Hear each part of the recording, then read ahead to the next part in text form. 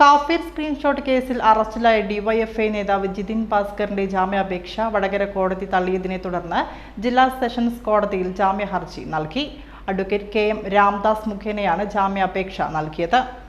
ഇല്ല, എന്നാൽ കേസിൽ ജാമ്യ ഹർജി തള്ളിയിട്ടുണ്ട്. തള്ളിയതിന് കോടതിക്ക് തോന്നിയ യുക്തമായ കാരണങ്ങൾ ഉണ്ടാവാം. പക്ഷെ നമ്മൾ ഒരു സാധാരണ കേസിൽ ജാമ്യം കിട്ടേണ്ട കേസാണെന്ന് ധാരണ ഉണ്ടായിരുന്നു. കാരണം കസ്റ്റഡി കഴിഞ്ഞു, പ്രത്യേകിച്ചൊന്നും കണ്ടെത്താൻ കഴിഞ്ഞിട്ടില്ല പോലീസിന്. അപ്പോൾ രാഷ്ട്രീയ പ്രേരിതമായ ഒരു കേസാണെന്നുള്ളത് വ്യക്തമാണ്.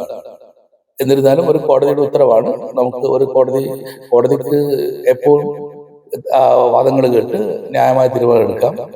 കോടതിക്ക് ഉചിതമായ തീരുമാനം, കോടതിക്ക് തോന്നിയ തീരുമാനം കോടതി എടുത്തു കഴിഞ്ഞു.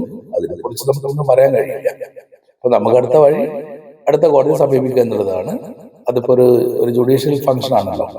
നമ്മളത് ചെയ്ത് ഇന്ന് തന്നെ സെഷൻസ് കോടതിയിൽ, ജില്ലാ സെഷൻസ് കോടതിയിൽ ജാമ്യ ഹർജി ഫയൽ ചെയ്തിട്ടുണ്ട്. ഒരുപാട് കാരണങ്ങളുണ്ട്. 2 കൊല്ലം പൂർണ്ണമായി അന്വേഷിച്ചൊരു കേസാണ്. ആ കേസ് ഒന്നും കണ്ടെത്താൻ കഴിഞ്ഞില്ല. ഇനി ഈ മൊബൈൽ ഫോണും ഈ കാര്യങ്ങളൊക്കെ പോലീസിന്റെ തന്നെ കസ്റ്റഡിയിലാണ്. അതുകൊണ്ട് തന്നെ തെളിവ് നശിപ്പിക്കുക എന്ന് പറയുന്ന കാര്യത്തിൽ യാതൊരു ഇടപെടലും നടത്താൻ പ്രതിക്ക് കഴിയില്ല എന്നുള്ളത് വ്യക്തമാണ്. ഈ കാര്യങ്ങളൊക്കെ നമ്മൾ കോടതിയിൽ ബോധിപ്പിച്ചിട്ടുണ്ട്. പക്ഷെ എന്താണെന്ന് അറിയില്ല. എല്ലാ കേസുകളും നമ്മൾ വിചാരിക്കും പോലെ വിധി ഉണ്ടാവണമെന്നില്ല. ഈ കേസിൽ ഇങ്ങനെയാണ് ഒരു ജാമ്യ ഹർജി തള്ളിയിട്ടുണ്ട്. ഇപ്പോ ഈ ജിതിൻ ഭാസ്കറിനെതിരെ ആരോപിച്ച കുറ്റങ്ങള് 153A, 109, 209 IPC ഇതാണ് ഈ പ്രതിക്കെതിരെയുള്ള കുറ്റകൃത്യങ്ങൾ ആരോപിച്ചിരിക്കുന്നത്. ആരോപിച്ചിട്ട് മാത്രമേ ഉള്ളൂ, തെളിയിക്കപ്പെട്ടതല്ല. വളരെ ഭീകരമായ ശിക്ഷയുള്ള കുറ്റകൃത്യങ്ങളൊന്നും പ്രതിയുടെ പേരിൽ ഇപ്പൊ ആരോപിക്കപ്പെട്ടിട്ടില്ല. പിന്നെ ഒരു ഭരണമാറ്റം വന്നു, അതിന്റെ തുടർച്ചയായിട്ടുള്ള അന്വേഷണ സംഘമാണ്. അതിപ്പോ എങ്ങനെയൊക്കെയാണ് വരുന്നതെന്നും ഒരു രാഷ്ട്രീയ പ്രേരിതമായ കേസിൽ എന്തൊക്കെ നിലപാട് കൈക്കൊള്ളുന്നുള്ള കാര്യങ്ങളൊക്കെ നമുക്ക് വ്യക്തമാണല്ലോ.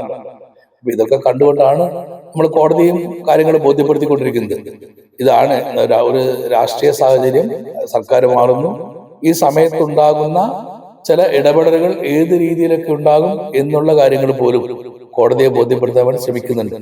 പല കേസുകളിലും ഒരു മനുഷ്യന്റെ ആർട്ടിക്കിൾ 21 എന്ന് പറയുന്ന ഒരു മൗലികാവകാശം അത് ലംഘിക്കപ്പെടുന്ന അവസരങ്ങൾ ഉണ്ടാകാൻ പാടില്ല എന്ന് സുപ്രീം കോടതി എല്ലാ ജഡ്ജ്മെന്റിലും, എല്ലാ വിധികളിലും സൂചിപ്പിച്ചുകൊണ്ടിരിക്കുകയാണ്. പ്രത്യേകിച്ച് 30/4/2026 സുപ്രീം കോടതി പുറപ്പെടുവിച്ച വിധിന്യായം പോലും ബഹുമാനപ്പെട്ട കോടതിയുടെ ശ്രദ്ധയിൽപ്പെടുത്തിയിട്ടുണ്ട്. പക്ഷെ അതൊക്കെ വിശദീകരിച്ച് അതിനൊക്കെ ഡിസ്റ്റിങ്വിഷ് ചെയ്യാനുള്ള ഒരു അധികാരം ഏത് ജഡ്ജിനുണ്ട്.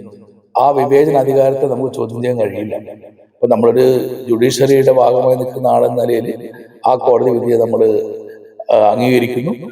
അതിന്റെ നമുക്കുള്ള അടുത്ത അവകാശം എന്താണെന്ന് പറഞ്ഞാൽ അടുത്ത കോടതിയെ സമീപിക്കുക എന്നുള്ളതാണ്. അത് നമ്മൾ ചെയ്യുന്നത്.